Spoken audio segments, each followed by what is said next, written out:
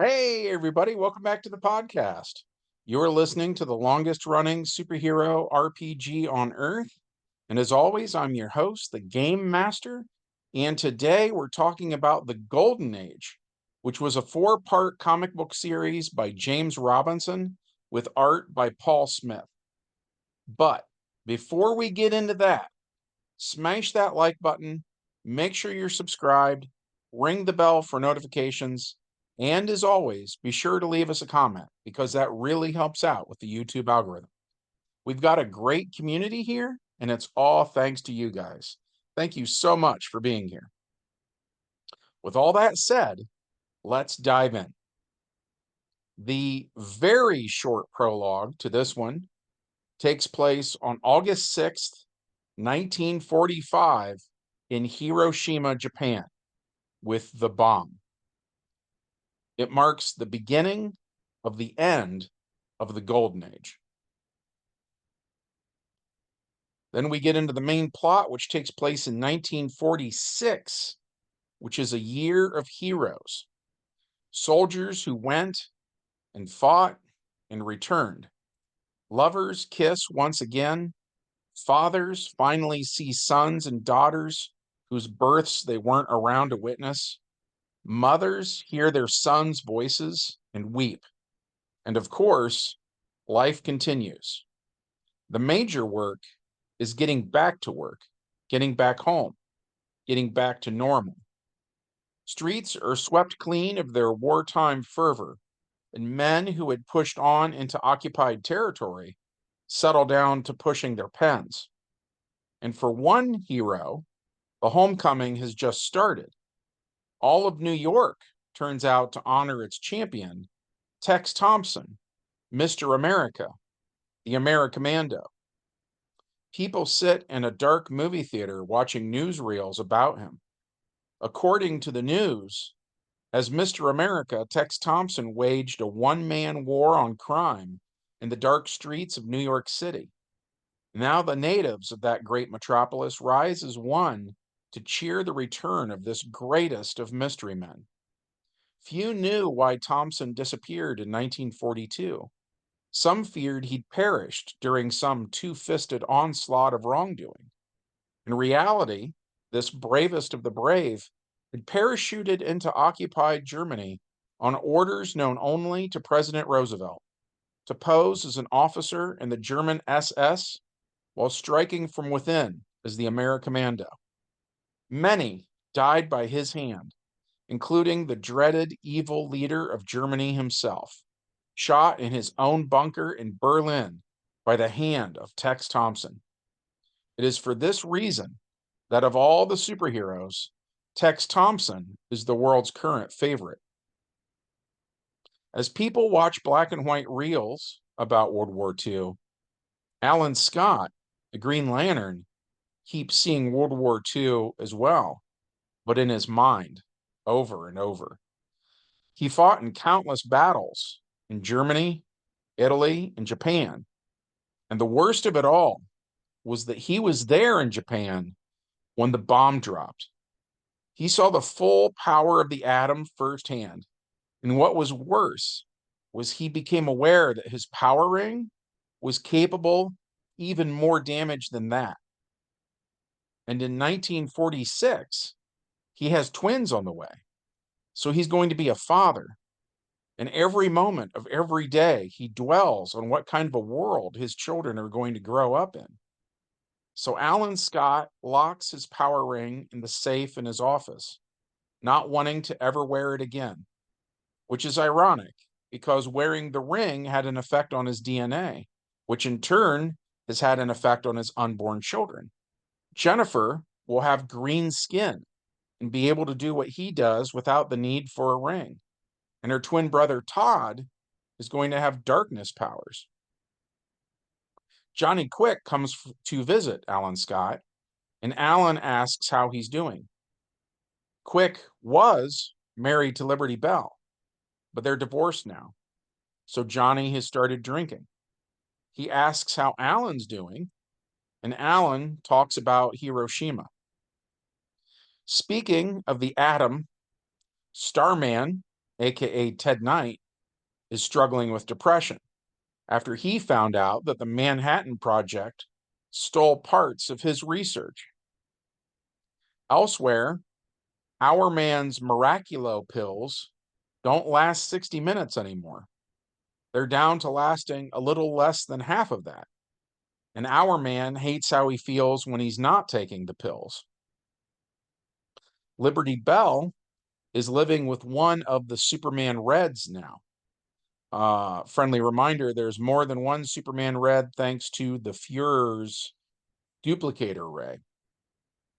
At any rate, Libby and Red are happy, but their time together gets interrupted by Cliff Cornwall and Steve Carson from the FBI.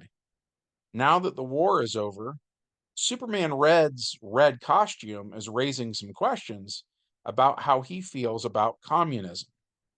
Superman Red insists he's not a communist, but Cornwall and Carson aren't so sure. And this is just the beginning of Liberty Bell becoming less and less happy. Elsewhere, the ships are in, unloading their cargo. And here at the docks, there are no cheers or tears of joy for the men who sweat and swear and haul the crates. Arriving in America is tinned fish from Portugal, cooking oil from Spain, and one final forgotten returning superhero, Paul Kirk, the Manhunter. And unfortunately, he's been driven insane because he saw something no man was meant to see. A German supervillain by the name of Bishvuha, which is German for summoner, has a variety of superpowers, one of which is mind reading. So when Paul Kirk returns to America, Summoner passes this information along to his superior, a man whose name in German is Megatona, and in English it's Megaton. He's a German supervillain that they tried to infuse with the power of the atom, but it only partially worked. Megaton tells Summoner to sick one of his birds of prey on Paul Kirk, and that they don't need him screwing up the plan. So Summoner does what he does best. He uses his force manipulation to create a bird of prey out of pure darkness itself. Summoner tells his new construct to find Paul Kirk and kill him.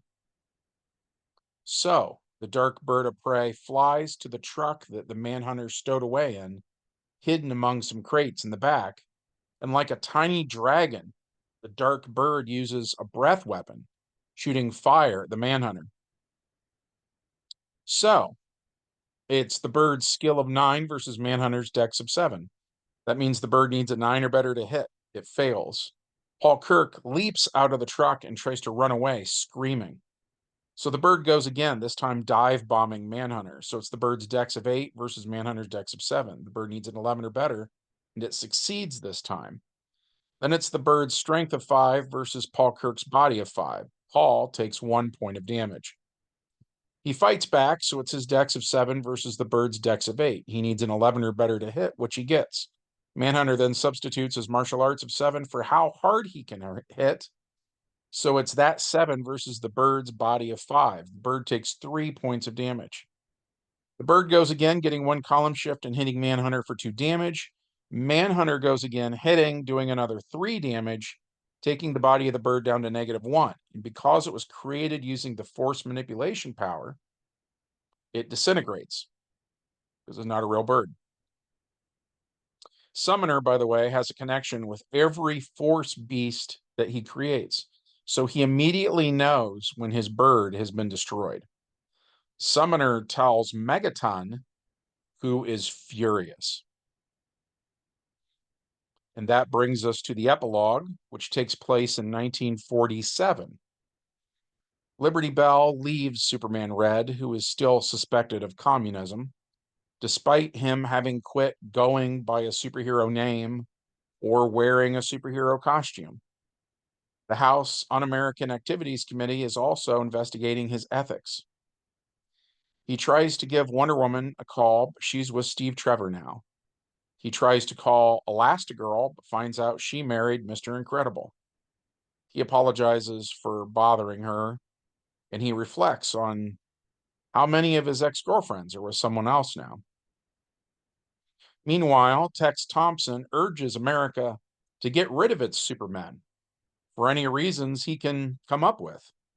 Thompson also tours America, giving speeches about how there's a new age coming and it needs new heroes. He calls on America's scientists to harness the power of the atom and to create that hero. Scientists begin a search where they evaluate the DNA of various young men looking for that Goldilocks factor that is just right for the plan. German spies still operating in America enter a homeless shelter where Paul Kirk is staying, and they start to gun down everyone there with Tommy guns in an effort to keep the Manhunter from revealing the plan. But Paul Kirk jumps through a window and runs off into the night. And Dan the Dynamite is selected by Tex Thompson to be the man of tomorrow, which of course is the plan. And that's a pretty good point to stop. This should be a three-parter, so this is just part one. Part one will drop on Monday, part two will be Wednesday, part three will be Friday. At any rate, we enjoyed playing this one. We, of course, hope that you enjoyed listening to it. If so, as always, we would love it if you took a second to smash the like button, make sure you're subscribed, ring the bell for notifications, and leave us a comment because that helps us out. From all of us here at the longest running superhero RPG on Earth, we hope that you guys have a great week, and we will see you in the next adventure. Bye.